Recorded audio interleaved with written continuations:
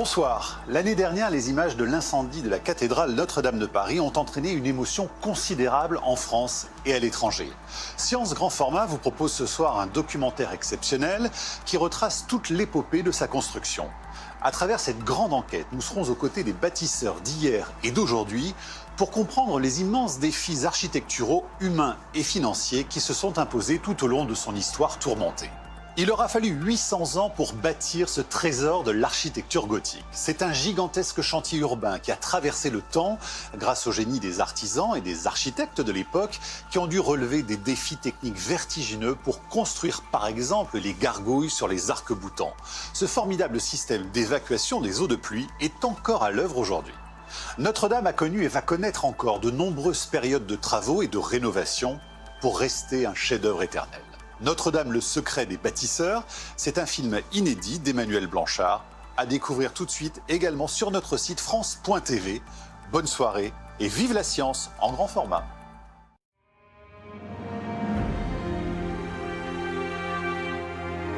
C'est la plus célèbre des cathédrales du monde.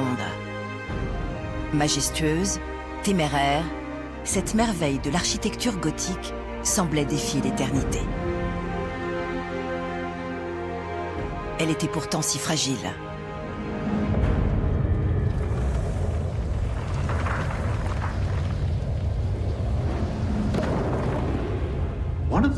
Une des choses que nous avons réalisées le 15 avril, c'est combien Notre-Dame était importante pour les gens partout dans le monde. Mais que sait-on de la construction de Notre-Dame de Paris?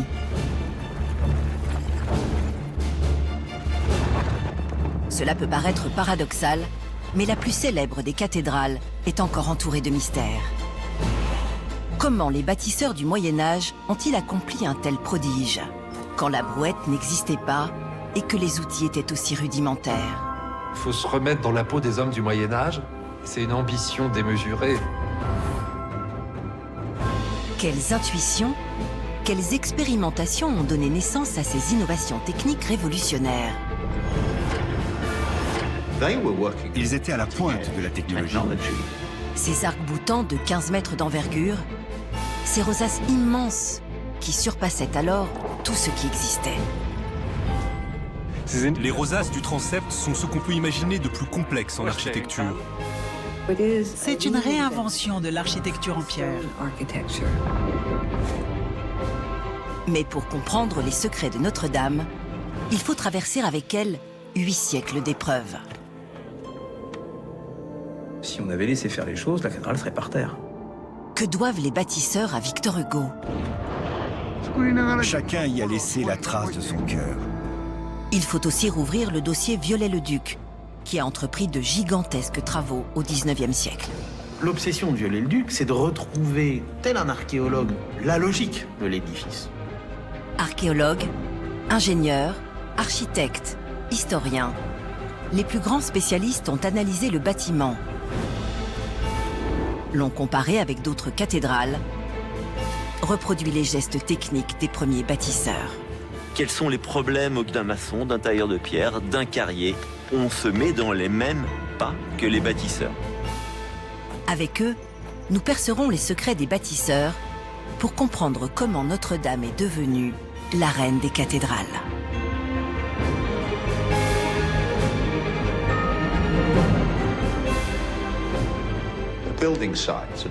Ces chantiers médiévaux sont comparables à la Silicon Valley aujourd'hui. C'est là qu'ont été développées toutes les innovations.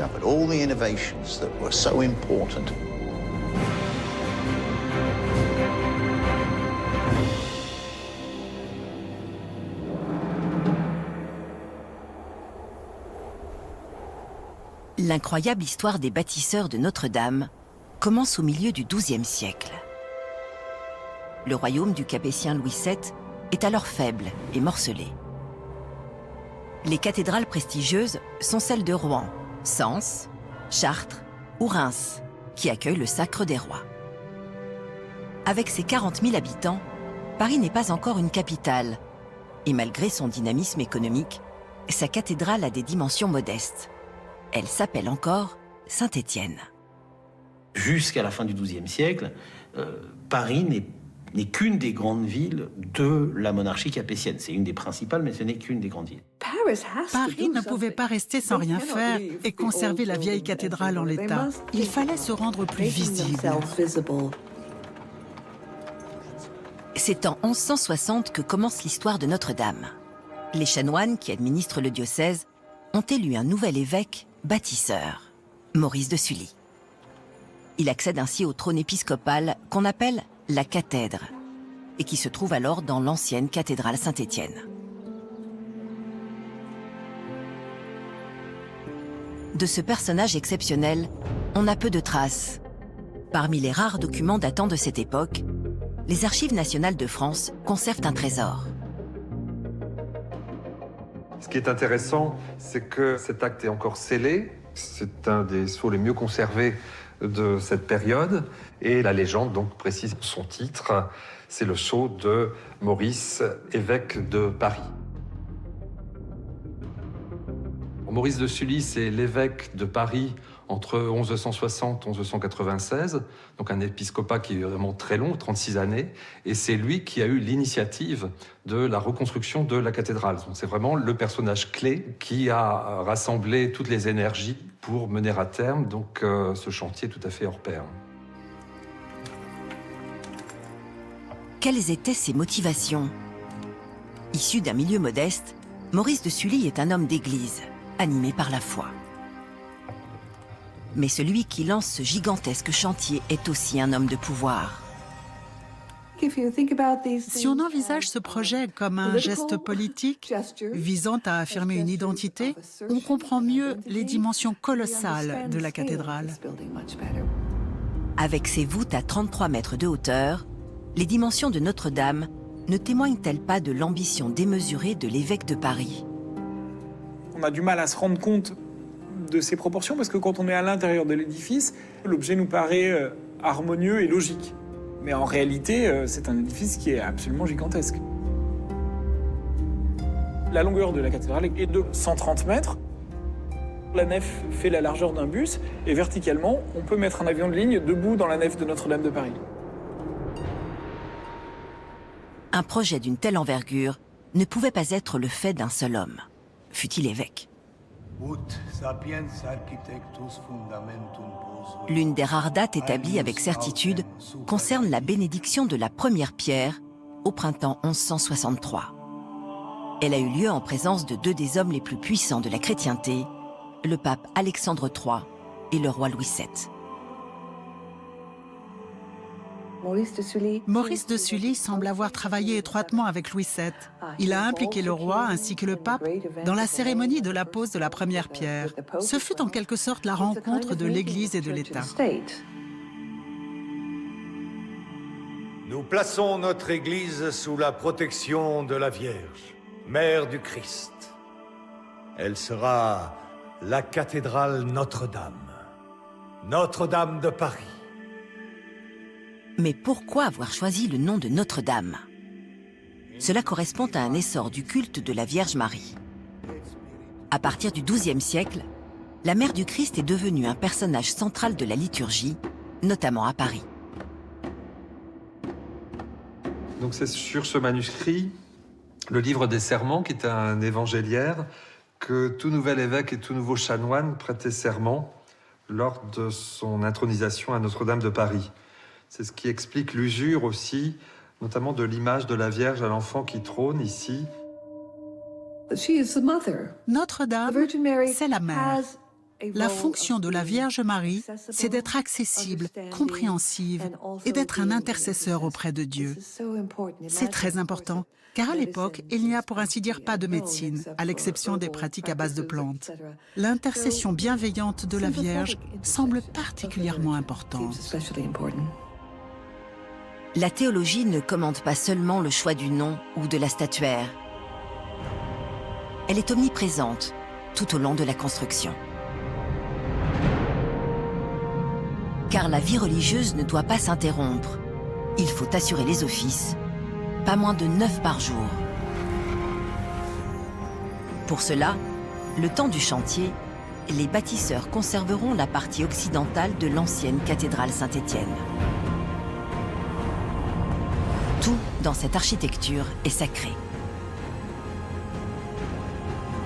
La disposition du chœur, du transept, de la nef dessine la forme d'une croix.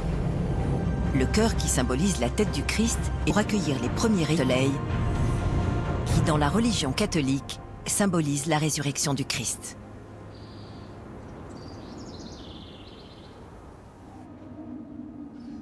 La première phase du chantier consiste donc à construire au plus vite le chœur, où pourront se dérouler les offices. Et d'abord, à creuser le sol de l'île de la Cité pour poser les fondations. L'objectif, c'est de faire en sorte que l'édifice ne s'enfonce pas dans le sol. Donc on va creuser jusqu'à trouver un sol qui est très compact. On peut supposer que ce sont les alluvions anciennes de la Seine qui sont à 9 mètres de profondeur sous les trottoirs actuels. Et donc très probablement, ils ont creusé sur la hauteur d'une maison d'un rez-de-chaussée plus 2 niveaux. Donc c'est vraiment un travail colossal à la pioche et au seau.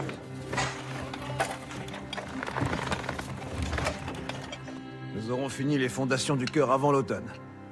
Prenez le temps qu'il faut. Le sol de notre île est fragile. Ces tranchées sont remplies de blocs grossièrement taillés et de cailloux, par centaines de tonnes, pour former les fondations qui supporteront tout le poids de l'édifice. Mais l'audace du projet peut-elle se résumer à l'ambition des hommes et de la ville qui l'ont initié ? La première chose à savoir pour comprendre le temps des cathédrales, c'est qu'entre 1000 et 1300, le climat s'est réchauffé. De même que nous avons des périodes glaciaires, nous avons des périodes chaudes. Dans ce cas, les récoltes sont plus abondantes et il y a plus d'argent. Cet enrichissement des Européens est une des raisons qui leur ont permis de construire des cathédrales.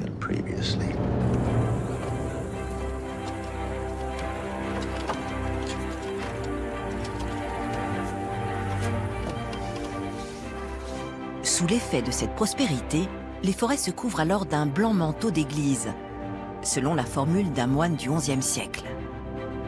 Les abbayes cisterciennes, comme celle de Fontenay, avec ses voûtes en berceau et son style épuré qui invite à la méditation, font partie des chefs-d'œuvre de la première moitié du XIIe siècle.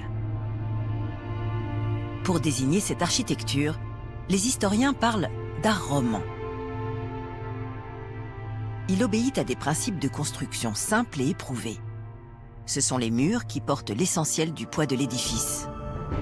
Ils sont donc épais, percés de fenêtres rares et étroites, et soutenus par des contreforts.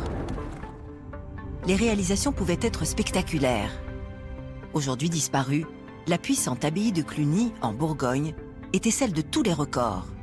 Ses voûtes culminaient à 33 mètres de hauteur. Mais une révolution architecturale a commencé en Île-de-France.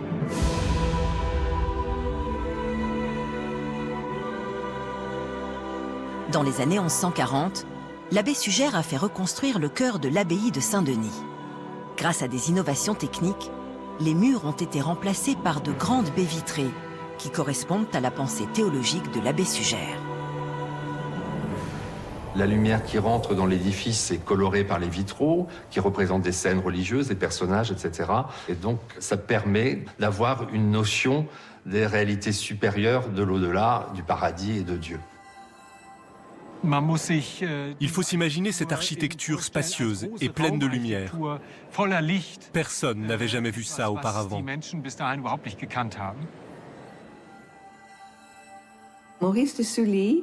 Maurice de Sully savait ce qu'il se passait autour de lui.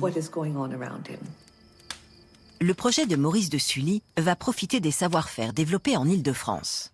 Notre-Dame de Paris doit combiner, pour la première fois, toutes les innovations techniques qui définissent l'architecture gothique. L'arc brisé doit permettre d'élever les voûtes de la cathédrale plus haut que l'abbaye de Cluny.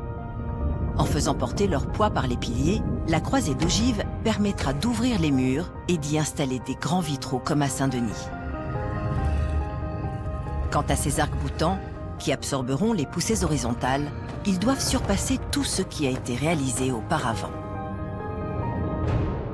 Notre-Dame intègre évidemment des éléments développés sur les chantiers antérieurs, mais elle dépasse tous ces chantiers précédents par son gigantisme.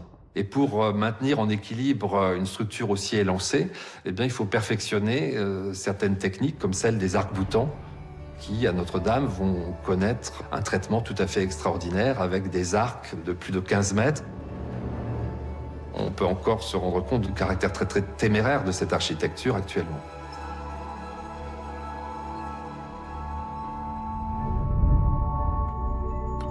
Comment les bâtisseurs du Moyen-Âge ont-ils accompli de tels exploits? À une époque où le transport des matériaux était extrêmement coûteux, ils pouvaient compter, à proximité du chantier, sur des carrières de calcaire. La pierre est d'excellente qualité et elle se trouve sous leurs pieds. Le gothique devait naître ici. Mais quelles sont les propriétés du calcaire qui en font un matériau si adapté à la construction de la cathédrale? En Île-de-France, on a un épais niveau de calcaire qui est accessible, mais en réalité, selon les différents niveaux de profondeur, on va avoir un calcaire de propriétés mécaniques différentes. Et évidemment, on va aller chercher dans un endroit ou dans un autre, selon qu'on va vouloir construire les colonnes qui sont très très massives et qui portent de grosses charges, ou réaliser des sculptures très très fines à des fins décoratives.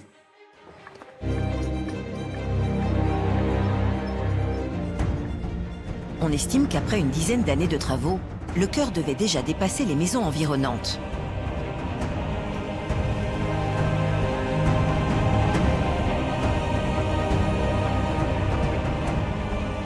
Le chantier ne charriait pas seulement des milliers de blocs de calcaire. Dans la construction des cathédrales de pierre, le bois était un matériau crucial. Le matériau le plus important, c'est d'abord le bois. Le bois de la charpente, le bois des coffrages, le bois des échafaudages, le bois des charrettes, le bois des outils. Le bois est partout.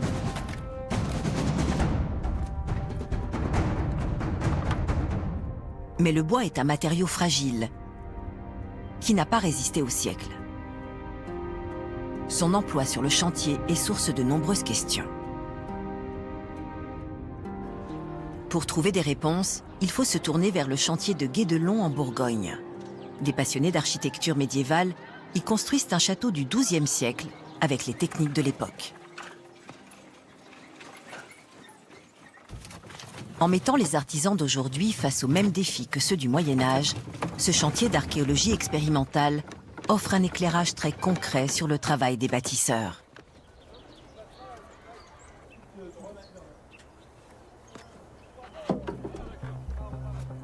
Dès le début de leurs travaux, il y a plus de 20 ans, ils ont constaté que le chantier nécessitait des quantités importantes de bois.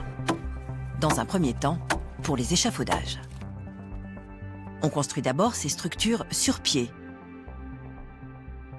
Mais au-delà d'une certaine hauteur, il faut un système ingénieux qui permette d'accrocher les échafaudages au mur.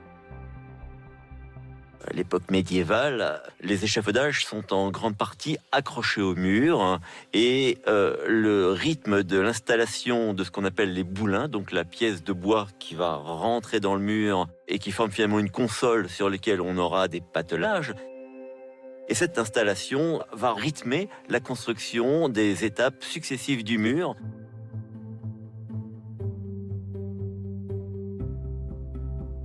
Les trous qui accueillaient les boulins sont encore visibles sur les parois de Notre-Dame. Mais comment transporter les blocs de pierre à de telles hauteurs? Les bâtisseurs construisaient pour cela des machines de levage. Comment fonctionnaient-elles et quelles charges pouvaient-elles porter? À partir d'une miniature tirée d'une Bible du XIVe siècle, les équipes de Guédelon ont reconstitué une grue à 2 tambours actionnée par 2 personnes.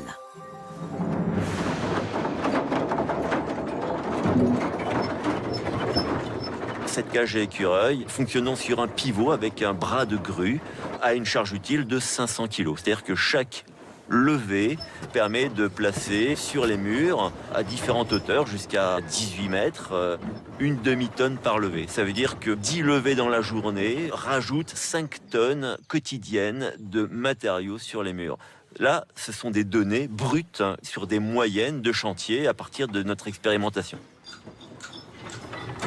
Les charges qu'il faut transporter en haut des murs, ce ne sont pas seulement des blocs de pierre, mais aussi du mortier, qui est utilisé dans des proportions considérables.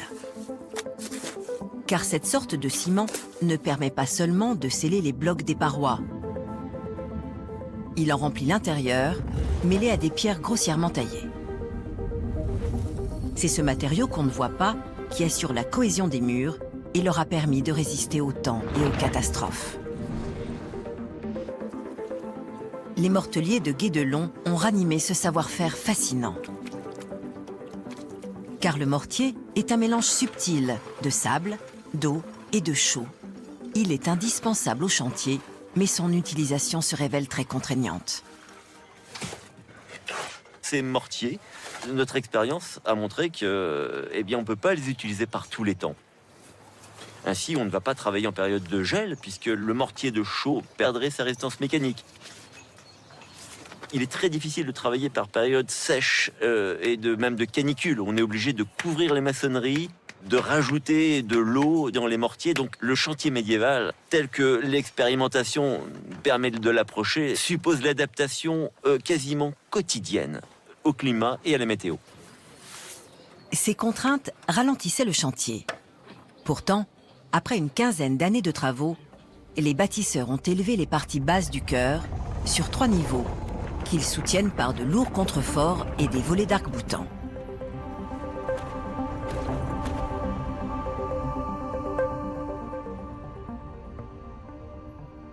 Le niveau supérieur dépasse déjà 30 mètres, 10 mètres de plus qu'un immeuble haussmannien.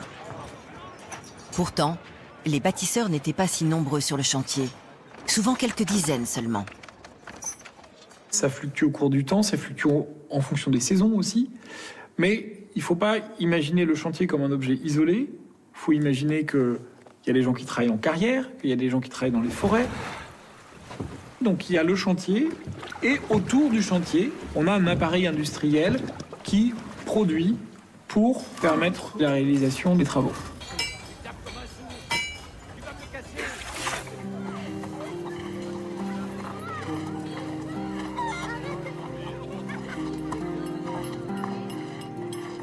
La construction de Notre-Dame de Paris est d'abord un défi d'organisation. Pour assurer la bonne marche du chantier, Maurice de Sully et la cinquantaine de chanoines qui dirigent avec lui l'évêché créent une fabrique. Cet organisme ressemble aux structures de maîtrise d'ouvrage des grands chantiers actuels. Elle a en charge les finances, elle s'entoure d'experts techniques et de notaires pour gérer les contrats. Et d'abord, celui du maître d'œuvre qui est l'architecte de la cathédrale. Nous n'avons malheureusement aucune trace de ces documents pour Notre-Dame.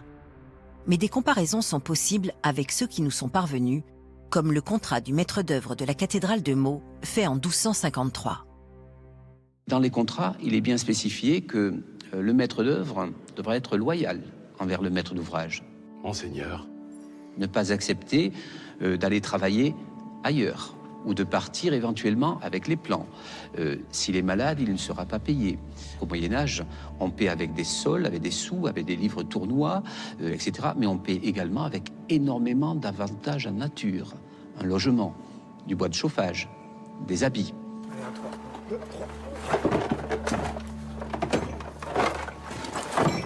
On ne connaît pas l'identité des premiers maîtres d'œuvre de Notre-Dame. Mais ce qui est sûr, c'est que la révolution gothique n'a pas été l'œuvre des savants. Les innovations du gothique n'ont pas été faites par des intellectuels, mais par des travailleurs manuels. Le maître d'œuvre sur un chantier médiéval des XIIe et XIIIe siècles, c'est d'abord un super artisan. C'est un artisan qui a une expérience du coût des matériaux, des savoir-faire. Allez, on t'attend. Et de la transmission, savoir mener des hommes. Donc c'est avant tout un entrepreneur qui va entraîner avec lui une équipe. Comment fonctionnait ce chantier? Comment faire travailler ensemble les dizaines de métiers nécessaires à la construction de la cathédrale?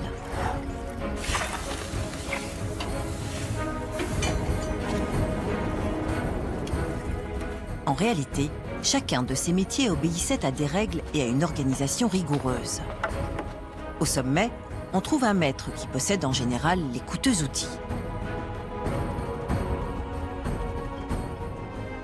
L'apprentissage était payant et durait plusieurs années, le temps de maîtriser les secrets du métier. On ne travaille pas de la même manière suivant la dureté de la pierre. Donc sur de la pierre dure, la première étape, c'est d'avoir les arêtes, faire des ciselures, réaliser les faces à la broche, et ensuite, on va gommer les rugosités des coups de broche par un layage. Donc pour le bloc simple, ça va être suivant sa taille, entre 1 et 2 jours de taille.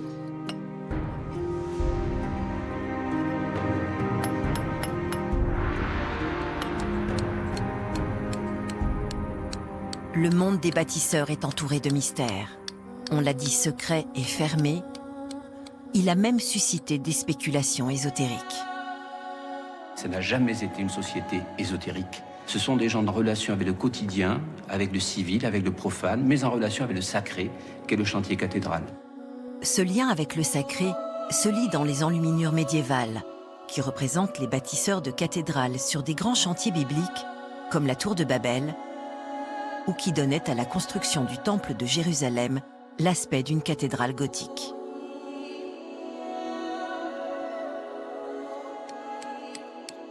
Quant aux symboles gravés sur les blocs, ce sont en réalité des marques de tâcherons.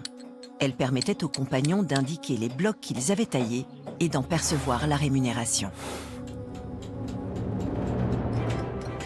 Le monde des métiers était ouvert et la construction d'une cathédrale semble être le fruit d'un travail collectif où l'échange et l'expérimentation jouent un rôle fondamental. C'est un monde multigénérationnel où les jeunes apprennent des anciens qui ont de l'expérience. De nouvelles idées font leur apparition. La façon de construire se modifie au fur et à mesure. Ce devait être extrêmement stimulant.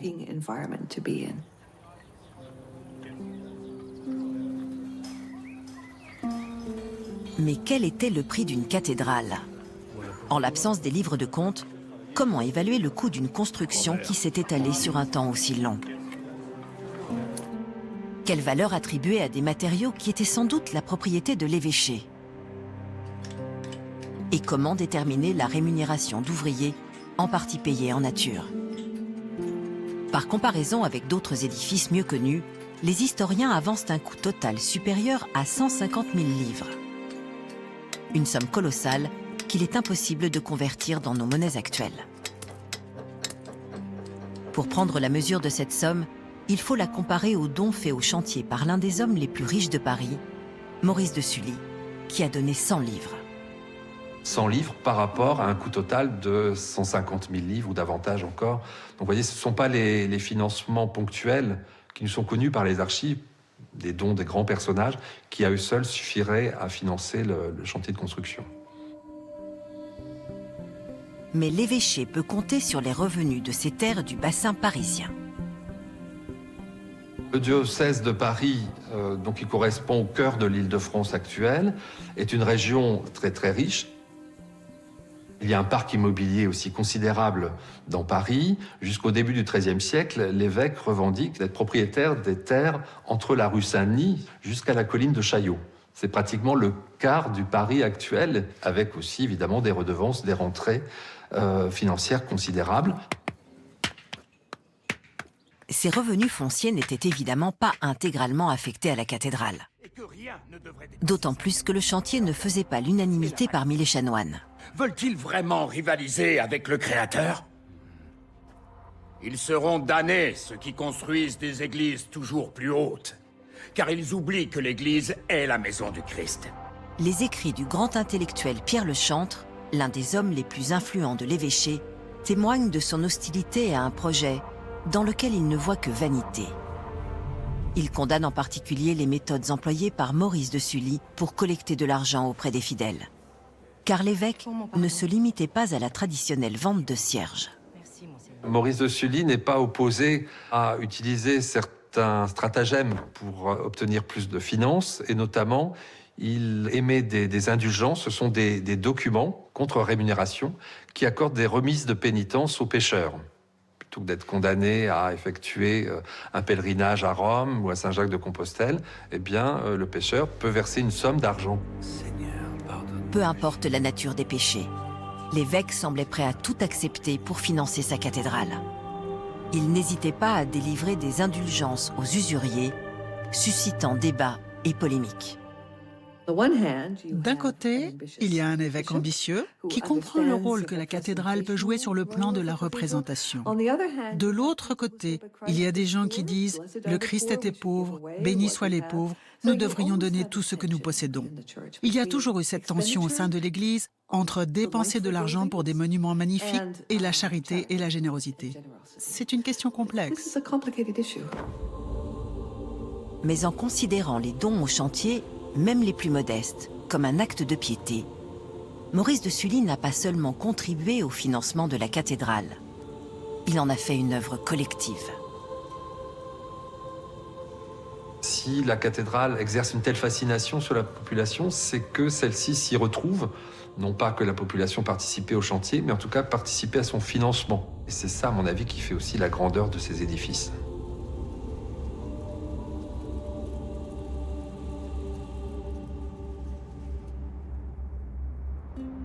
L'incendie du 15 avril 2019 a suscité près d'1 milliard d'euros de dons.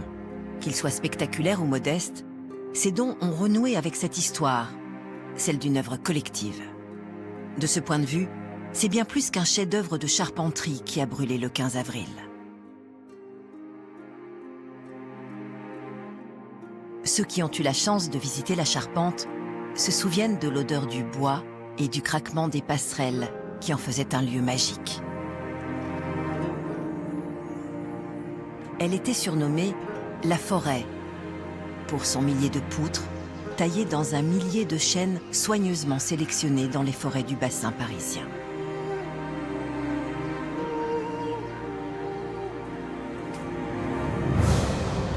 C'est au tout début des années 1180 qu'une charpente a été posée au-dessus du chœur. L'opération a eu lieu avant la pose des voûtes, car elle servait à hisser leurs blocs de pierre. Cette forêt supporte les 1326 plaques de plomb destinées à protéger le bâtiment des intempéries.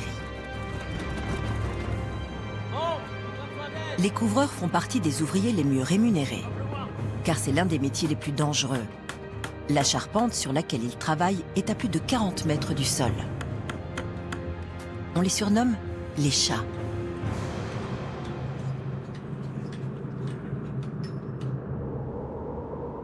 En 1182, après 20 ans de travaux, le chœur est consacré. Il faut imaginer une cloison provisoire en charpente et en plâtre qui isole donc le chœur. Et donc la vie religieuse peut se dérouler tout à fait normalement, tandis que le chantier se poursuit évidemment dans le transept et dans la nef. Le chantier entre alors dans une seconde phase. Elle correspond au règne exceptionnel du successeur de Louis VII. Proche de Maurice de Sully, Philippe Auguste est roi depuis 1180 et il a décidé de faire de Paris sa capitale. Le destin de Notre-Dame va en être bouleversé. Le roi lance la construction d'une enceinte fortifiée et du château du Louvre, redoutable forteresse à l'ouest des remparts. Sous son règne, la France va devenir la première puissance européenne et la population de Paris va doubler. La ville de Paris prend donc conscience d'elle-même. Les murailles sont importantes à cet égard, la cathédrale aussi, tout comme le palais du roi et l'abbaye du Temple, où sont conservés les registres financiers.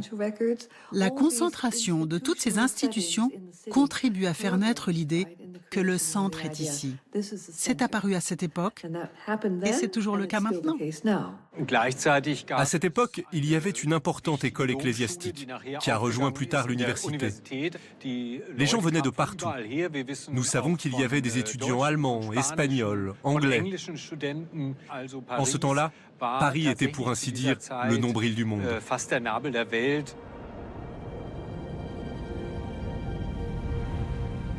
Dans l'élan du règne de Philippe Auguste, les bâtisseurs ont posé les voûtes à 33 mètres de hauteur, comme à l'abbaye de Cluny. Là, on a vraiment un des mystères de la construction des cathédrales, parce que c'est probablement l'opération la plus complexe. D'abord parce qu'elles sont très hautes, et donc il faut travailler en hauteur. Et puis, elles viennent épouser la forme d'un coffrage qu'aujourd'hui on a perdu. On est malgré tout en mesure de reconstituer les grandes étapes de la pose des voûtes. Au sommet des piliers, on installe des cintres en bois, sur lesquels les maçons montent un à un les blocs de pierre. Ils sont taillés pour s'adapter à la pièce la plus complexe, la clé de voûte, qui doit assurer la cohésion de l'ensemble. Dans un second temps, ils posent les blocs qui ferment la voûte. Mais la virtuosité des voûtes de Notre-Dame ne doit pas faire oublier leur fonction première, protéger la cathédrale contre les redoutables incendies de charpente. Le 15 avril 2019, elles ont été mises à rude épreuve. Lorsque la flèche s'est effondrée et est tombée dans la voûte, il a crevé, elle a continué de brûler au pied de 2 piliers de la nef. Et la première chose que j'ai vue quand je suis rentré, c'est ça. Et j'ai immédiatement fait fréter ces piliers-là parce que c'était comme un sucre dans une soucoupe avec une goutte d'eau. Vous aviez le pilier qui aurait très bien pu lâcher, s'écraser. Et à ce moment-là, vous aviez toute la façade qui tombait, la voûte qui s'effondrait avec, les arcs-boutants qui poussaient, et on avait le château de cartes qui se refermait dessus. Tout ça parce que le feu était tombé dans les maçonneries. La croisée du transept, avec ses 18 mètres d'envergure, était la plus grande des voûtes. Si elle n'a pas résisté à la chute de la flèche, les vieilles voûtes de Notre-Dame ont tenu bon et protégé l'édifice. Et là, ça démontre que les architectes du Moyen-Âge, quand ils ont dit « il faut qu'on protège la cathédrale de l'incendie de la charpente par des voûtes », avaient raison.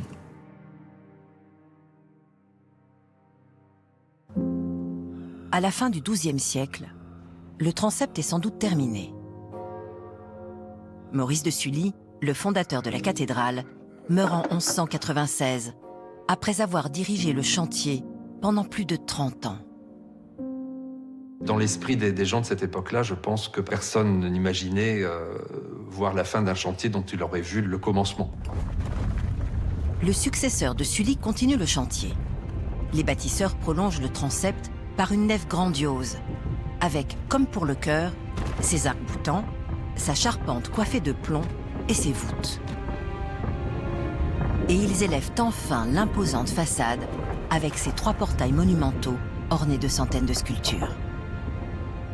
Les portails relient l'intérieur et l'extérieur de la cathédrale. Ils sont le symbole du passage de la vie terrestre à l'au-delà, à la vie céleste. C'est la fonction de l'Église que de faire le lien entre le ciel et la terre. On a utilisé parfois l'expression de Bible de pierre pour caractériser ces grands ensembles de portails avec des thématiques en rapport avec le Christ, la Vierge ou des saints. Cela remonte au pape Grégoire le Grand, à la fin du VIe siècle, qui a encouragé justement le décor figuré à destination d'un public illettré, qui n'avait pas accès évidemment aux textes des évangiles et de la Bible. Dans la conception des portails, il fallait une étroite coopération entre les artistes, c'est-à-dire les sculpteurs, et les intellectuels, à savoir les religieux. Car ce sont les religieux qui déterminent le décor qui doit être réalisé sur le portail. Cela devait faire l'objet de discussions du type « Non, déplaçons le Christ un peu plus vers le haut, pour qu'il soit plus en harmonie avec Marie ». Ce genre de choses. Cela vous paraît faisable ?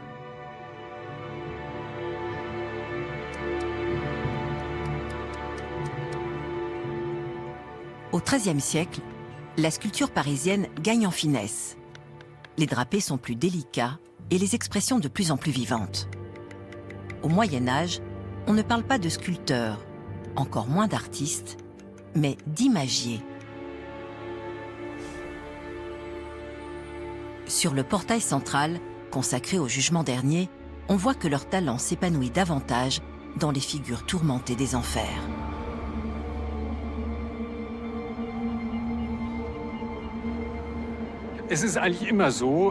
Sur les représentations du jugement dernier, ce sont toujours les méchants, l'enfer et les suppliciés qui sont les plus intéressants, tandis que les bons sont plutôt ennuyeux, précisément parce qu'ils n'ont rien de particulier. Ils sont purifiés du mal, qui est justement l'individualité. C'est pour cette raison qu'on préfère regarder les méchants, qui sont condamnés à l'enfer.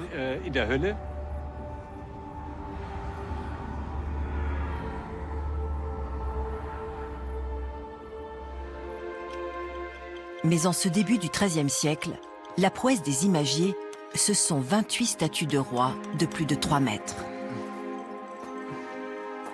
Ces colosses témoignent d'une maîtrise des codes de la perspective bien avant sa théorisation à la Renaissance.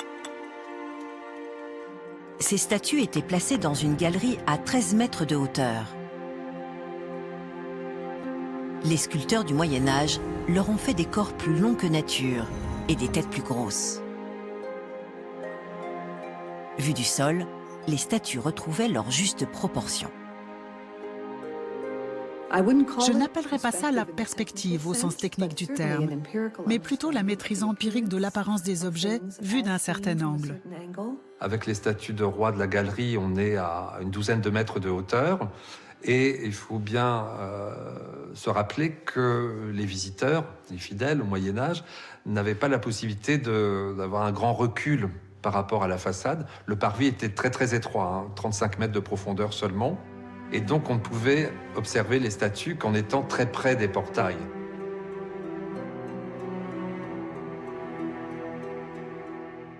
Les statues de rois qui ornent actuellement la façade ont été dessinées par Viollet-le-Duc au XIXe siècle.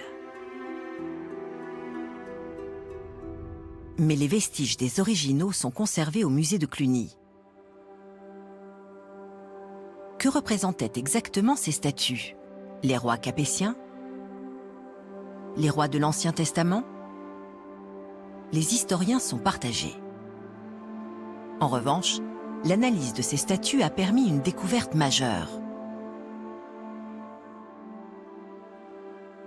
L'étude des têtes des rois a été accompagnée d'une opération de restauration qui a permis de voir qu'il y avait des restes de polychromie sur ces sculptures, en particulier perceptibles dans les bouches. Il y a certaines têtes qui ont encore des carnations. Certains rois ont encore un regard. Les pupilles n'étaient pas sculptées, mais indiquées par de la polychromie, et certaines sont encore préservées. Nous avions déjà analysé la façade ouest et nous avons trouvé de la couleur partout. Ça veut dire que la cathédrale devait être multicolore. Nous nous sommes ensuite rendus compte qu'il y avait plusieurs couches de couleurs. Cela signifie qu'elle n'a pas été peinte une seule fois, mais qu'elle a été constamment repeinte, et certainement de façon différente. Pour nous qui sommes habitués aux teintes gris clair de Notre-Dame, il nous faut imaginer que durant tout le Moyen-Âge, ces façades étaient couvertes de peintures colorées et même d'or. On a la preuve que ces couleurs étaient très vives. Rouge vif, jaune vif, vert vif. Cela aurait été sans doute assez choquant pour nous qui sommes habitués à un aspect très monochrome.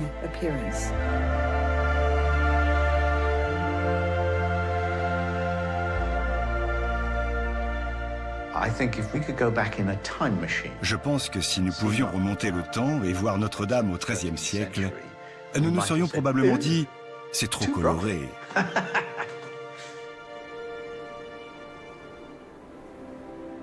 La disparition des peintures et des enduits nous rappelle les épreuves traversées par le monument et par ses bâtisseurs. Un chantier de l'ampleur de celui d'une cathédrale est soumis à quantité d'aléas. Les chantiers s'interrompent l'hiver en raison des grands froids, du gel qui menace évidemment les maçonneries avant le séchage des mortiers.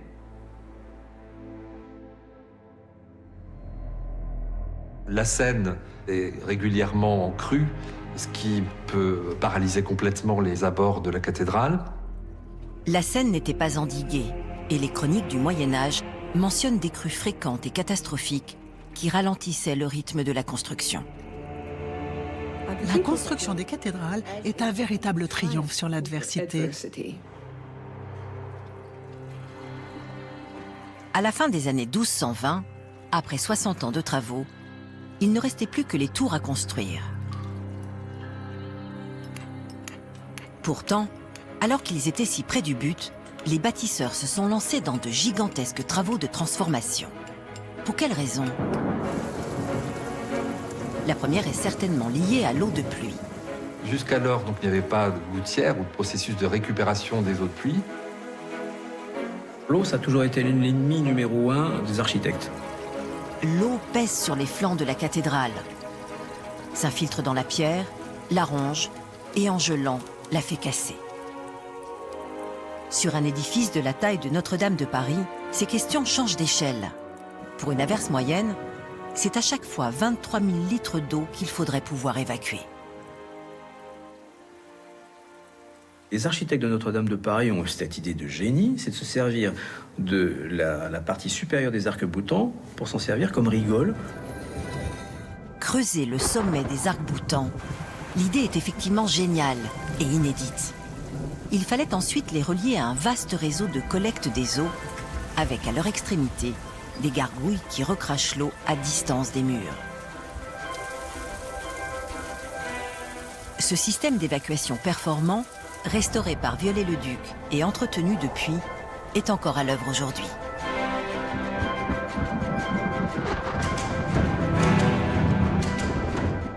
Mais sa mise en place à partir du milieu des années 1220 a demandé des travaux titanesques. Elle s'accompagne de transformations spectaculaires. Les bâtisseurs déposent la toiture et rehaussent les murs de 2 mètres. Ils transforment les petits toits des terrasses et remanient les arcs-boutants.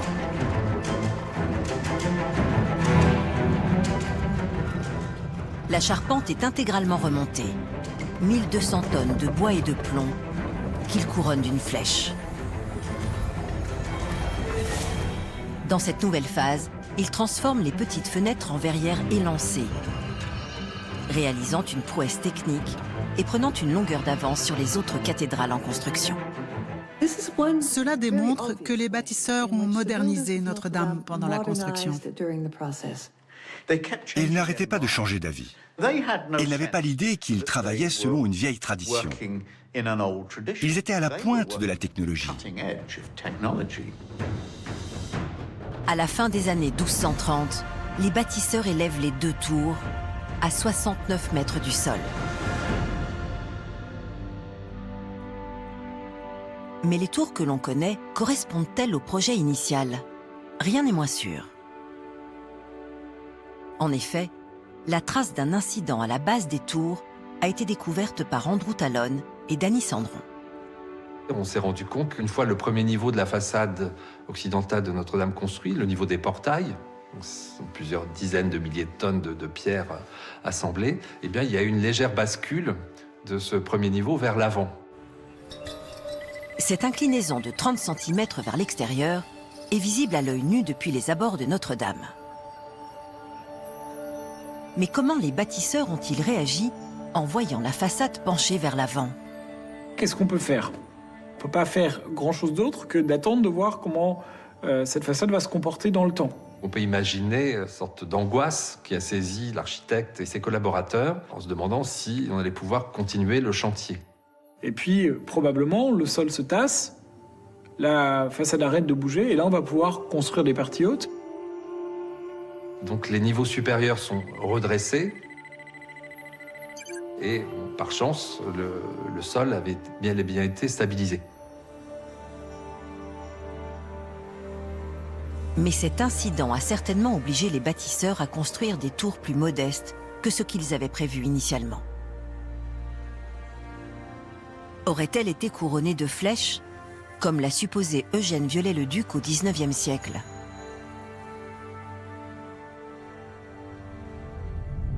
Après 70 ans de travaux, au milieu du XIIIe siècle, la cathédrale est terminée.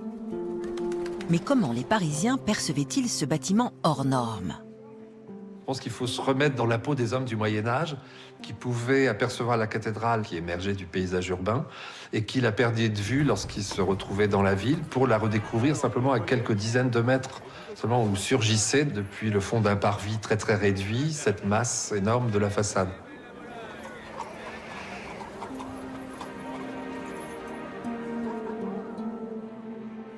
Mais une cathédrale, ce n'est pas seulement quelque chose qu'on voit, on l'entend. Les tours accueillaient les lourdes cloches en bronze. Celles du Moyen-Âge pesaient déjà 500 kilos. Elles seront rejointes au fil des siècles par d'énormes bourdons comme Emmanuel, qui atteint 13 tonnes. Comment la structure en pierre pouvait-elle résister au poids de ces colosses de bronze? Les maîtres d'œuvre ont eu l'idée de les suspendre à un beffroi, sorte de tour en bois à l'intérieur des tours en pierre. Lorsque les cloches vont se mettre à osciller, eh bien à ce moment-là, c'est cette charpente en bois qui est plus souple, qui va pouvoir encaisser les déformations de manière à éviter que les parties hautes des tours subissent des vibrations et des dégradations.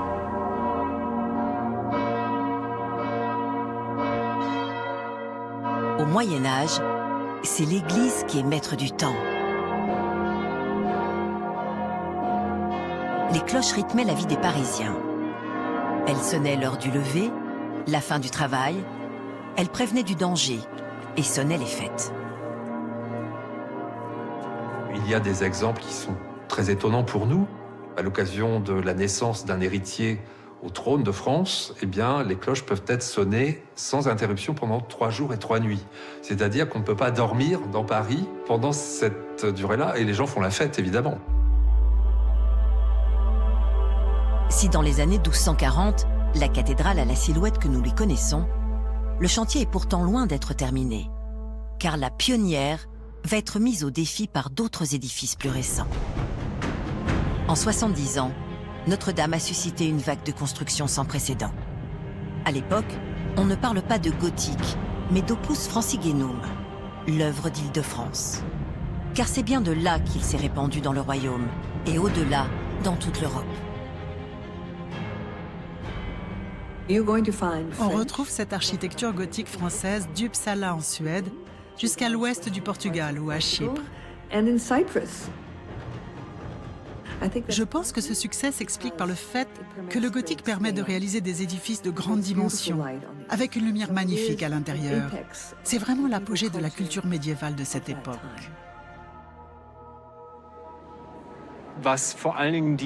Ce qui a littéralement fasciné les gens qui vivaient à l'Est, notamment en Allemagne, c'est cette maîtrise technique. Qu'on puisse sculpter des pierres avec autant de précision. Ils ne savaient certes pas calculer les forces, mais ils savaient faire en sorte que ça tienne debout. Le succès du gothique est celui des bâtisseurs français, mais aussi de leur mode de vie qui place le voyage au cœur du métier. Cette itinérance est documentée par le carnet prodigieux du maître d'œuvre Villard de Honnecourt. Au milieu du XIIIe siècle, il voyage jusqu'en Hongrie. Partout, il dresse des plans, dessine les arcs-boutants de la cathédrale de Reims ou les bœufs de celle de Laon.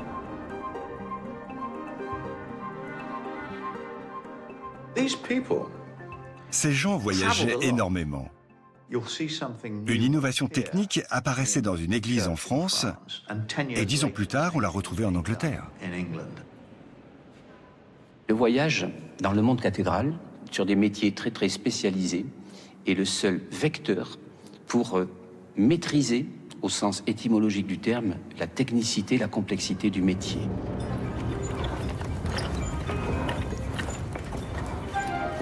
Depuis le début du chantier de Notre-Dame, les techniques de construction n'ont cessé de se perfectionner. Le métal occupe maintenant une place de plus en plus centrale. Et il va à son tour ouvrir de nouvelles perspectives aux bâtisseurs. La coexistence de la maçonnerie et du métal, finalement, elle est assez ancestrale. Maintenant, on sait qu'à partir de cette époque, l'usage du métal est systématique, le métal est incorporé dans la maçonnerie. Il était déjà présent à Notre-Dame de Paris sous la forme d'agrafes de fer pour renforcer les parties hautes du chœur. Et dans les fenêtres où il maintenait les éléments en pierre. Mais c'est dans une autre église qu'il va donner toute sa mesure, grâce à un système de chaînage permettant de transformer les murs en immenses verrières. Terminée en 1248, au cœur de l'île de la Cité, la Sainte-Chapelle est l'acte de naissance du gothique rayonnant. Elle était destinée à accueillir les reliques de la couronne que le Christ aurait portée au moment de la crucifixion. Le roi Saint-Louis, qui accède au trône en 1226, l'avait rapportée à Paris. C'était la plus précieuse et la plus chère de toutes les reliques. Dans ce monde des cathédrales où la rivalité est un moteur décisif, la Sainte-Chapelle met au défi l'évêché de Paris. En comparaison, Notre-Dame paraissait certainement bien sombre. Au milieu du XIIIe siècle, les grands travaux ont donc une fois encore recommencé. Le projet, agrandir le transept et transformer les fenêtres de ces deux façades en gigantesques roses de 13 mètres de diamètre. Sur le plan architectural, on était entré dans une nouvelle ère. Les rosaces du transept de Notre-Dame sont ce qu'on peut imaginer de plus complexe en architecture. Qui en fut l'architecte? Comment a-t-il procédé? La façade du transept sud nous livre un indice précieux. À sa base, on trouve une des rares inscriptions mentionnant le nom d'un maître d'œuvre. L'an du Seigneur 1257, le 12 février, ceci fut commencé en l'honneur de la mère du Christ par maître Jean de Chelles, de son vivant maçon. Sur la foi de cette inscription, les historiens ont longtemps attribué à Jean de Chelles la façade nord et le début de la façade sud, jusqu'à sa mort en 1257. Il n'y a aucune source, aucune description. Tout ce qu'on sait des façades de Notre-Dame de Paris, ce sont les façades elles-mêmes. Les équipes de Stefan Albrecht ont récemment réalisé des relevés et des scans sur les façades du transept. Après beaucoup de travail, on a pu établir les plans exacts des façades. Nous nous sommes alors demandé ce qu'on pouvait en déduire. Et en tâtonnant, nous avons tout simplement superposé les deux plans des façades pour découvrir, à notre grande surprise, que les deux plans étaient parfaitement identiques. Si les façades sont identiques, c'est qu'elles ont été construites à partir d'un seul et même plan, révélé par les travaux de Stefan Albrecht. Jean de Chelles en fut sans doute le concepteur, d'autres maîtres d'œuvre en ayant assuré la réalisation après sa mort. Si on analyse le transept dans son ensemble, il est clair que les deux façades doivent dater de la même époque. C'est-à-dire que deux ateliers différents travaillaient simultanément. Deux ateliers travaillant en parallèle à partir d'un même plan. En ce milieu du XIIIe siècle, l'organisation du chantier est devenue plus élaborée et ses réalisations sont de plus en plus virtuoses. Le chantier de Notre-Dame est le théâtre d'une transition majeure.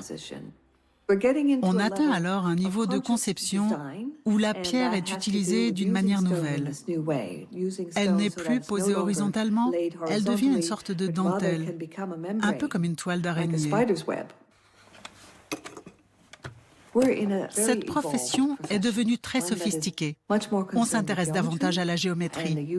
On utilise des instruments comme le compas pour produire de nouvelles idées architecturales. Au XIIIe siècle, on ne parle toujours pas d'architecte. Mais cette nouvelle génération de maîtres d'œuvre commence à se rapprocher du monde des savants. L'utilisation de la géométrie leur permet aussi d'accélérer la construction, car la complexité de cette rosace, avec ses fines nervures de 20 cm de diamètre, est apparente. Son dessin répète par symétrie les mêmes éléments, et donc les mêmes blocs de pierre. Le remplage, cette armature de pierre, est maintenue par des éléments métalliques. On peut voir par transparence des cerclages de fer autour des 80 médaillons.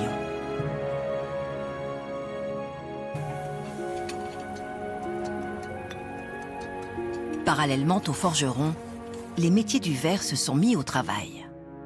Chacune des roses représente 180 mètres carrés de surface à recouvrir. C'est un chantier dans le chantier. Les verreries produisent des cives, ces disques de verre colorés. Dans leurs ateliers, les peintres verriers découpent les carreaux qu'ils assembleront sur un dessin à taille réelle.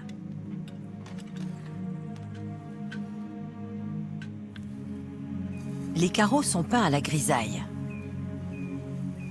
Ils sont maintenus entre eux par des baguettes de plomb. Ces panneaux semblent fragiles. Ceux de la Rose Nord ont pourtant résisté au vent, aux variations de température et même à l'incendie de 2019. Vers 1270, le transept est terminé. Ces roses sont 4 fois plus grandes que les immenses fenêtres de la Sainte-Chapelle. Elles sont alors les plus grandes de la chrétienté. La cathédrale devait évoquer la Jérusalem céleste. Elle devait suggérer de manière presque sensuelle ce à quoi pouvait ressembler ce temps après la vie matérielle, corporelle et terrestre.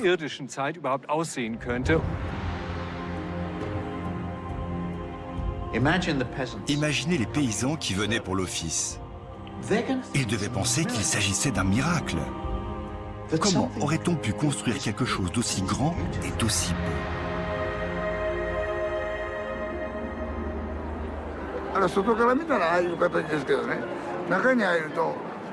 Quand on entre à l'intérieur, on ressent la grandeur du monde. La lumière qui passe à travers la fenêtre permet de percevoir le monde immatériel qui se trouve derrière. C'est d'une profondeur extraordinaire.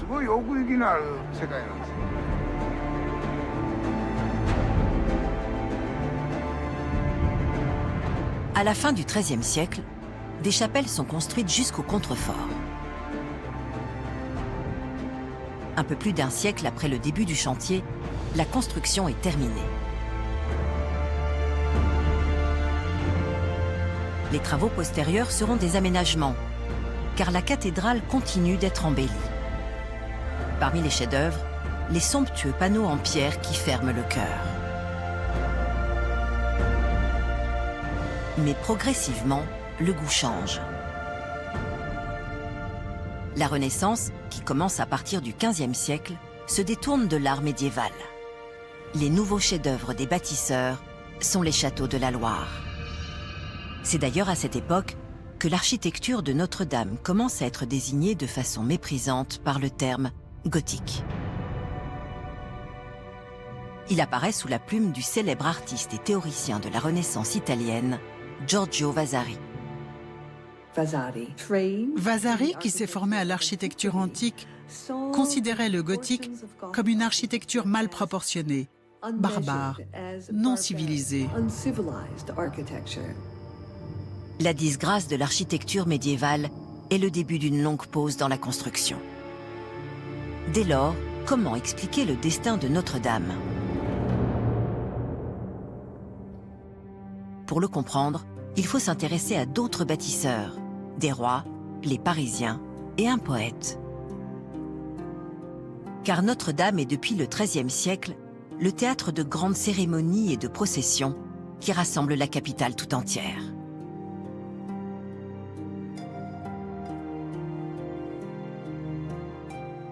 Progressivement, elle va devenir une sorte de sanctuaire national, car les liens avec la monarchie ne cessent de se resserrer. C'est avant tout un lieu où on va, parce qu'il est vaste, parce qu'il peut accueillir des foules, c'est un lieu où on va faire de la communication politique, et le roi y compris.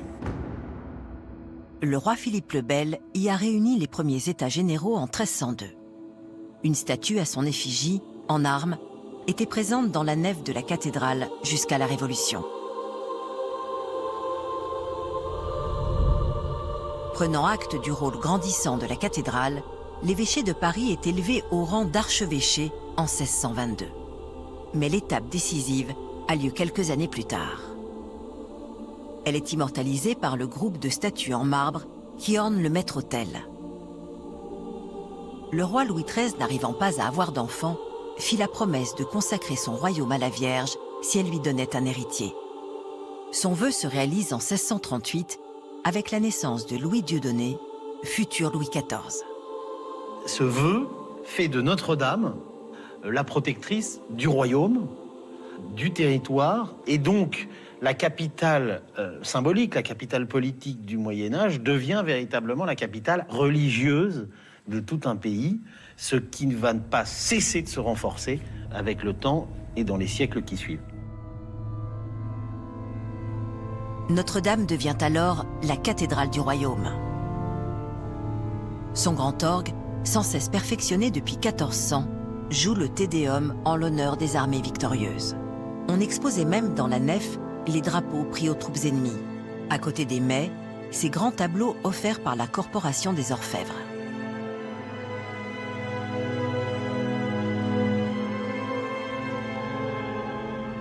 La Révolution a d'abord confirmé le nouveau statut de Notre-Dame. Dès 1789, des messes organisées dans la cathédrale en accompagnent même les grandes étapes.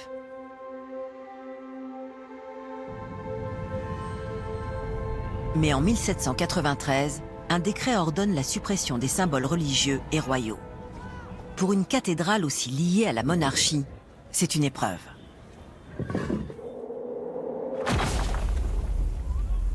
La destruction des statues sur la façade de Notre-Dame en 1793 répond à une politique, des décrets qui visent à enlever tous les symboles monarchiques et féodaux et religieux des édifices publics. Ces destructions n'étaient ni aveugles, ni spontanées. Les archives nationales en conservent les documents, décrets, devis et rapports.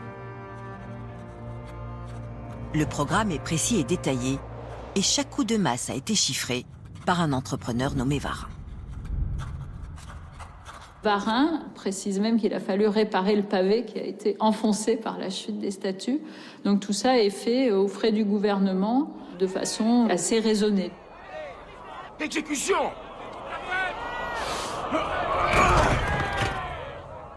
Les statues de la Galerie des Rois sont décapitées. Tout comme celle des rois mages ou le Saint-Marcel du Trumeau. En tout, des centaines de statues subissent des mutilations.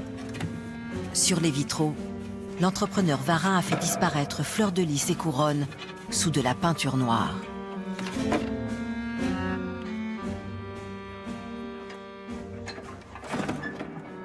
Comment expliquer que les statues du vœu de Louis XIII aient été épargnées? C'est qu'en réalité, la Révolution a principalement préservé les œuvres d'art, y compris religieuses, auxquelles elle attribuait une valeur artistique ou historique. Dès 1790, ces œuvres ont été transférées dans des dépôts révolutionnaires qui ont donné naissance, 5 ans plus tard, au Musée des Monuments Français, l'un des tout premiers musées de France. Quant aux vestiges des rois décapités, ils sont restés pendant 2 ans sur le parvis, qui s'est rapidement transformé en décharge. En 1795, c'est donc pour des raisons de salubrité publique que les autorités mettent aux enchères la statuaire en morceaux. Elle va être utilisée comme remblai pour la construction d'un hôtel particulier, rue de la Chaussée-d'Antin à Paris.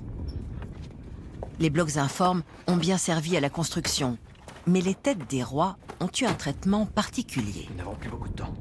Les têtes des rois et les parties provenant des portails qui conservaient des formes sculptées ont été inhumées dans une fosse particulière. Est-ce que c'est un geste royaliste?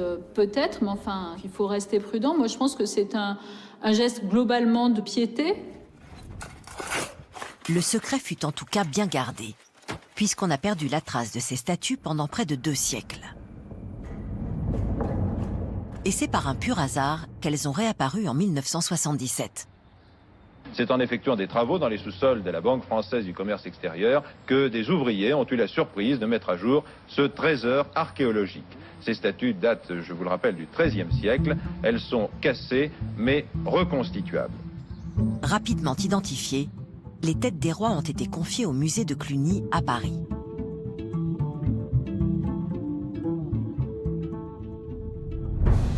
Si les destructions de Notre-Dame de Paris ont été si encadrées, c'est que la cathédrale était destinée à être rebaptisée Temple de la Raison.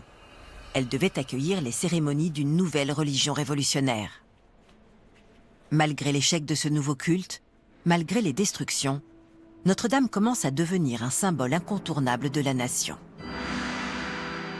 Quelques années plus tard, pour son sacre célébré en 1804, Napoléon ne choisit pas la cathédrale de Reims, où les rois se faisaient couronner, mais la cathédrale de Paris. Napoléon crée une nouvelle dynastie et il crée donc un nouveau sanctuaire. Et ce sanctuaire, ça tombe bien, est un sanctuaire urbain, civique, populaire. La célèbre peinture de David donne à voir une cathédrale resplendissante. On sait pourtant qu'il a fallu dissimuler sous des tentures les destructions de la Révolution et l'usure du temps. Au début du XIXe siècle, Notre-Dame est en réalité en mauvais état. La chute de Napoléon et le retour des rois plongent de nouveau la cathédrale dans l'ombre. Alors, comment Notre-Dame est-elle devenue, durablement, ce monument national, pour ne pas dire universel? La cathédrale le doit à un poète, Victor Hugo. En 1831, il publie un roman destiné à une postérité inimaginable, Notre-Dame de Paris. C'est vraiment Victor Hugo qui lui a donné une forme de personnalité, qui en a fait un personnage. Elle est au centre de son roman et elle est ce monument gigantesque, pensif, mystérieux, complexe. Le célèbre roman plonge les lecteurs de la monarchie de Juillet dans le Paris du Moyen-Âge, aux côtés de la belle Esmeralda et du bossu Quasimodo. C'est un Paris de foule, de populace, de petites gens, de petits marchands, de petites échoppes. C'est un Moyen-Âge légendaire, qui mélange un peu tout et qui est déjà ce Moyen-Âge romantique. Le roman est un véritable best-seller. Il transforme le regard des Parisiens sur leur cathédrale. C'est assez marrant de voir qu'il a fallu un roman pour que tout d'un coup on prenne conscience de la valeur de quelque chose qu'on a sous les yeux depuis, à l'époque, 700 ans. Si Victor Hugo n'avait pas alerté sur la cathédrale, si on avait laissé faire les choses, la cathédrale serait par terre. Le mauvais état de la cathédrale s'explique aussi par la disgrâce dans laquelle est tombée l'architecture gothique depuis la Renaissance. Le goût général, le goût ambiant ne porte pas en faveur du Moyen-Âge. On aime les formes simples, épurées, les volumes euclidiens. Victor Hugo a dit à propos de l'église de la Madeleine, « Cette architecture classique, ce n'est pas notre architecture, c'est gréco-romain.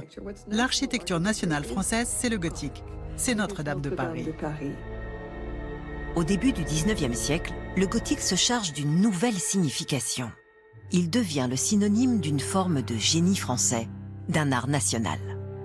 Le pouvoir en quête de symboles pour asseoir sa légitimité y voit une opportunité. C'est exactement le jeu du XIXe siècle. Après la béance révolutionnaire, après l'expérience impériale, trouver une sorte de mélange et d'équilibre entre les élites et le peuple. Et Notre-Dame fait partie, très clairement, des lieux qui sont à la fois et populaires et prestigieux. Donc il y a tout intérêt à lancer un coup médiatique en faveur de la restauration de Notre-Dame. Le projet de restauration trouve naturellement sa place dans la politique de sauvegarde du patrimoine. Elle est animée par Prosper Mérimée, qui est depuis 1834 à la tête de la toute nouvelle administration des monuments historiques. Cette grande restauration a profondément transformé l'édifice, faisant dire à certains que Notre-Dame de Paris était devenue une cathédrale du XIXe siècle.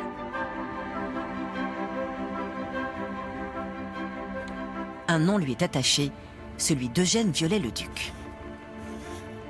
Qui était cet autodidacte, ce dessinateur de génie passionné d'architecture médiévale? Comment travaillait cet architecte atypique et controversé? En 1843, quand commence le chantier, il n'a que 30 ans et peu d'expérience. Il n'était d'ailleurs pas seul. Le chantier a été confié à un duo d'architectes. Et d'abord, à Jean-Baptiste Lassus, qui a à son actif plusieurs restaurations, dont celle de la Sainte-Chapelle. Au début, il est clair que le véritable chef du chantier, c'est Lassus. Il est plus âgé, c'est lui qui a lancé l'opération. C'est un très bon architecte, mais il est certain qu'il n'a pas l'aisance, la facilité, le brillant de Viollet-le-Duc. Mais comment restaurer Notre-Dame? Selon quels principes? Avec quelles limites? Les deux architectes ont dû répondre à ces questions à une époque où tout était à inventer. C'était nouveau, c'était une discipline tout à fait nouvelle à l'époque. Un monument, jusqu'à l'époque de Viollet-le-Duc, on ne le restaurait pas, on le réparait.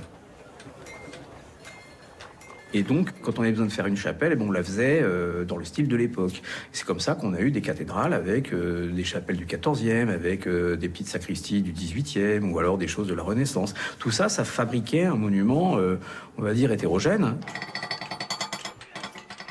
Les principes énoncés par Viollet-le-Duc et Lassus sont simples. Il s'agit pour eux de retrouver le bâtiment médiéval en mobilisant toutes les connaissances disponibles.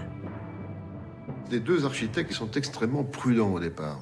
Ils ne veulent pas faire des restitutions à la légère. Ce qui est proposé, c'est d'en faire le moins possible. Dans la première phase du chantier, les architectes se contentent de renforcer les parties fragiles et reconstruisent l'un après l'autre les 27 arcs-boutants de la cathédrale. En s'inspirant des statues des rois des cathédrales de Chartres et de Reims, qui sont encore dans leur état du XIIIe siècle, ils font sculpter 28 nouveaux rois.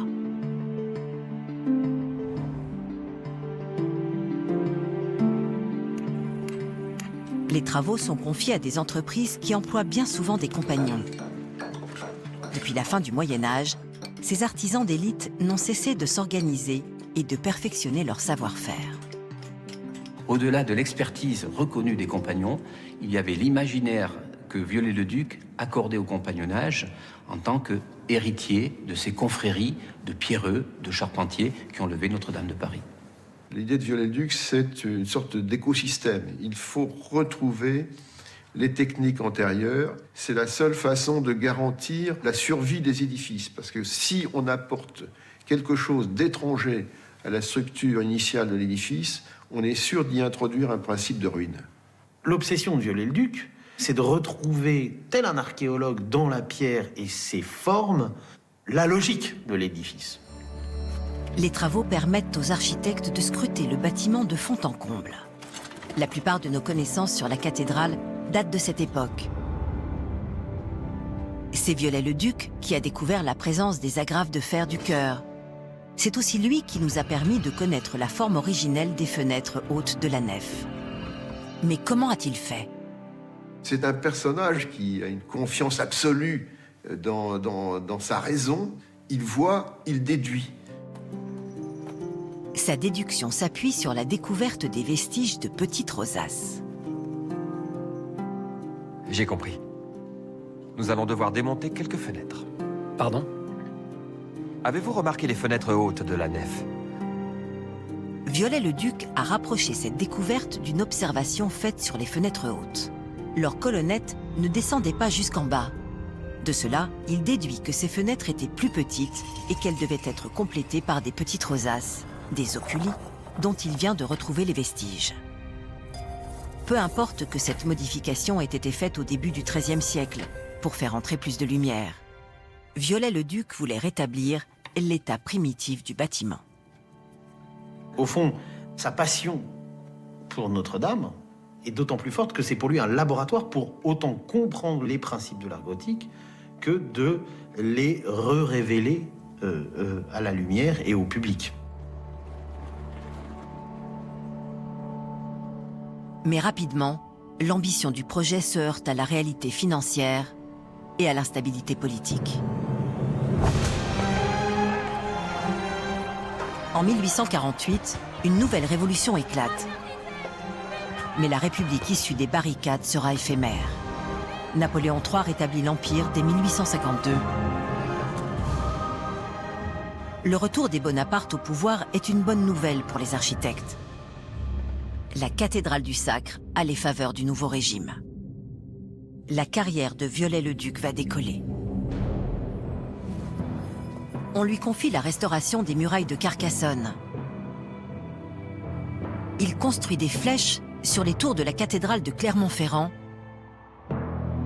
Et à Pierrefonds, il relève un château en ruine pour en faire la villégiature du couple impérial.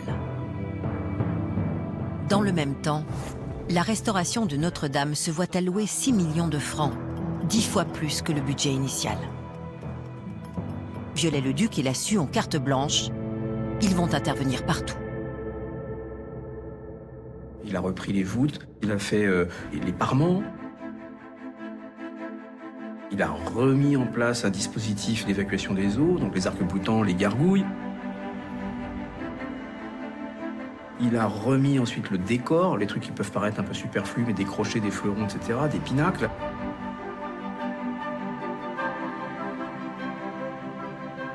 Viollet-le-Duc a rétabli les fenêtres d'origine au niveau du transept. Il a fait peindre les chapelles,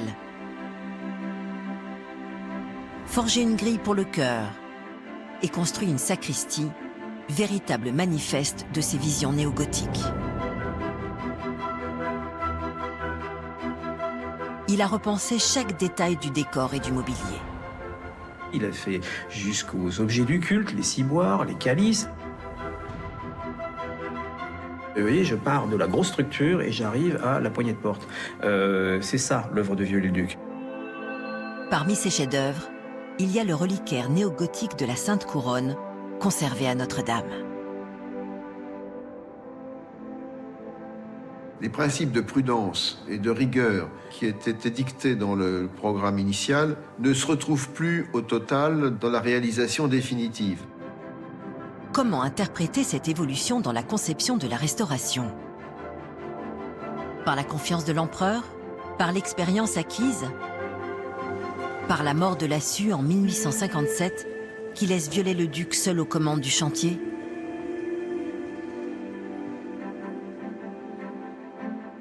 Pour renforcer la rose sud qui menaçait de s'effondrer, Viollet-le-Duc l'a fait pivoter d'un demi-pétale. Moi, c'est ce que j'appelle le délire du système. C'est-à-dire qu'il est sûr de son fait, il est capable de raisonner, mais le délire consiste à nier complètement la réalité existante.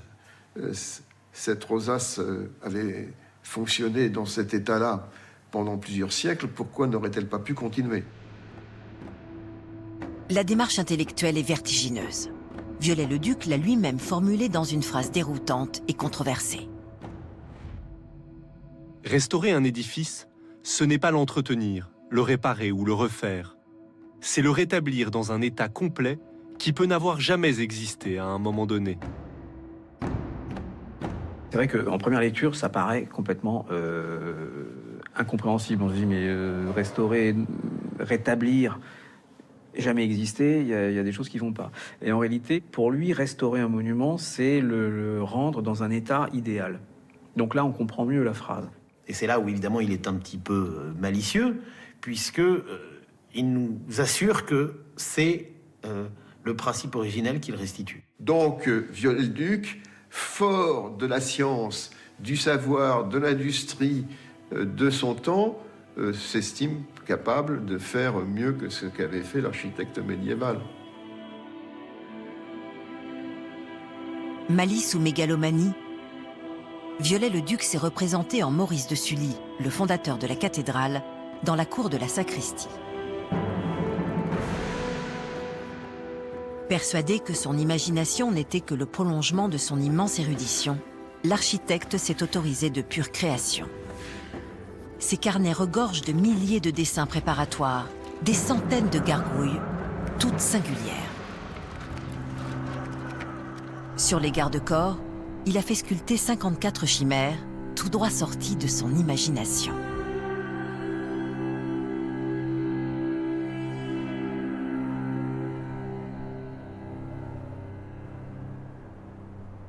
On entre dans une partie du cerveau de Viollet-le-Duc qui est tout à fait étonnante. Viollet-le-Duc, tout rationnel, tout positiviste qu'il est fasciné par le monde occulte le monde des fantômes. Viollet-le-Duc a exagéré, plus ou moins consciemment, l'idée d'un Moyen-Âge fantastique, grotesque, peuplé de monstres et de créatures. Les chimères étaient invisibles depuis les abords de la cathédrale. Comment expliquer alors l'immense renommée de l'une d'entre elles, un démon mélancolique, le Strige? Ce destin tient aux reproductions de la célèbre gravure de Mérion, réalisée dès 1853, et aux photographies de Charles Nègre et Henri Le Sec. Dès le XIXe siècle, le Strige devient l'emblème de Notre-Dame.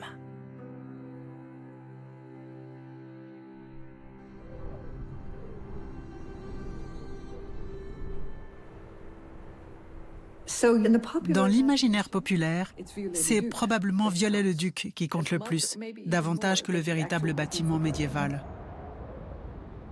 L'architecte a couvert la cathédrale d'un foisonnement de décors fantastiques qui ont façonné notre vision du Moyen-Âge. Comment ne pas y voir une des inspirations du cartoon, de Disney, ou même de l'héroïque fantasy?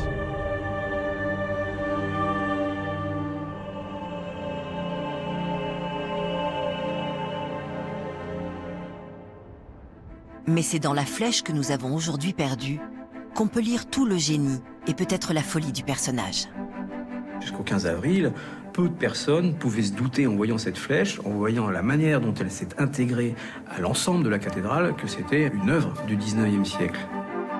Ce fut l'intervention la plus spectaculaire. Au début de la restauration, Notre-Dame n'avait plus sa flèche médiévale.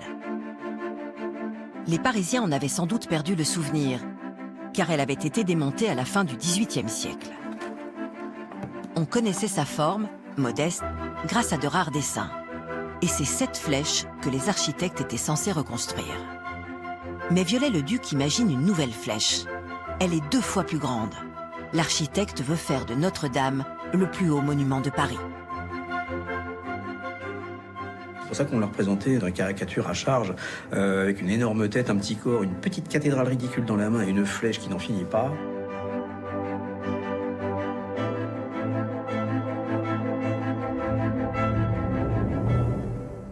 Mais quels matériaux utiliser?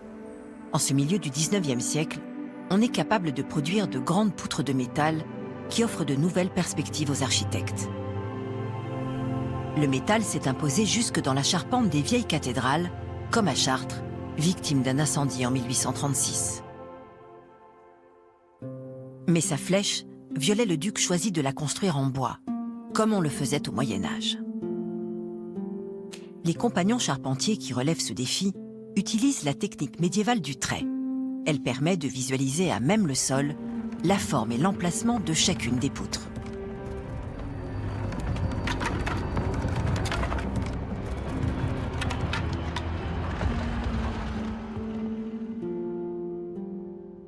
Terminée en 1859, cette prouesse technique culmine à 93 mètres de hauteur, surpassant alors tous les monuments de Paris.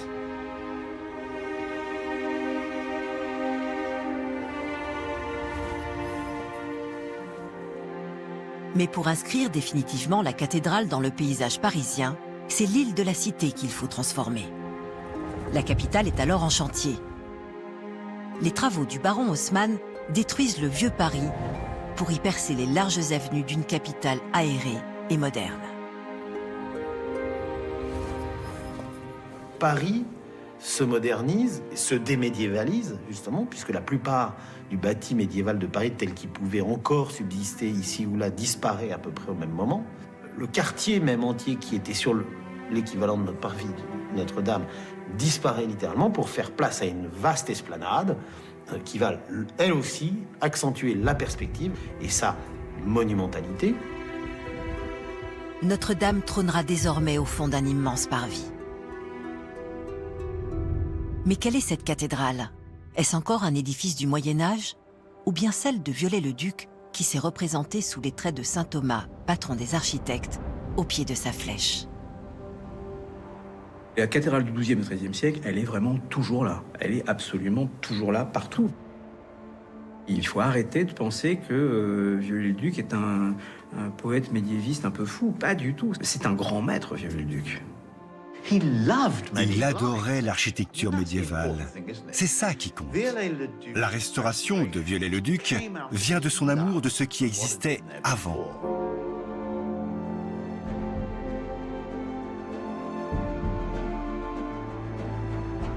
J'aurais aimé que Viollet-le-Duc laisse apparaître un peu plus de l'hétérogénéité et de l'irrégularité de l'édifice. Mais d'un autre côté, si je peux m'exprimer ainsi, je dirais que pour ce qui est du sex-appeal de Notre-Dame, Viollet-le-Duc a évidemment été fantastique.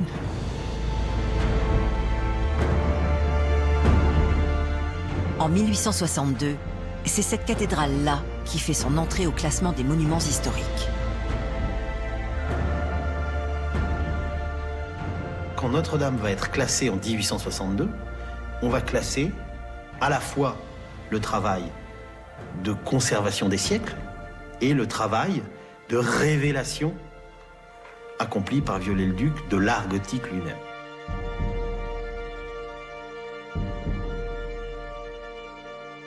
La cathédrale qui entre dans le patrimoine français est un monument hybride. Elle est à la fois l'œuvre des bâtisseurs du Moyen-Âge et la cathédrale idéale d'un architecte du XIXe siècle.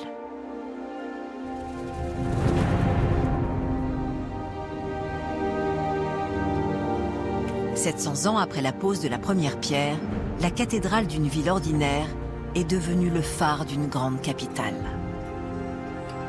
Au XXe siècle, elle fut le témoin des grandes heures de l'histoire de France.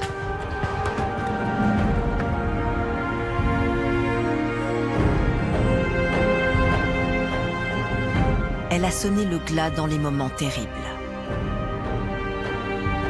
Jour après jour, elle a été le décor de 1000 souvenirs.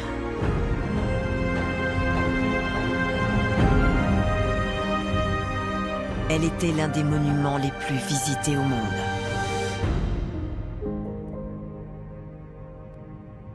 À l'heure du grand chantier de reconstruction, la longue épopée des bâtisseurs n'a jamais été aussi fascinante.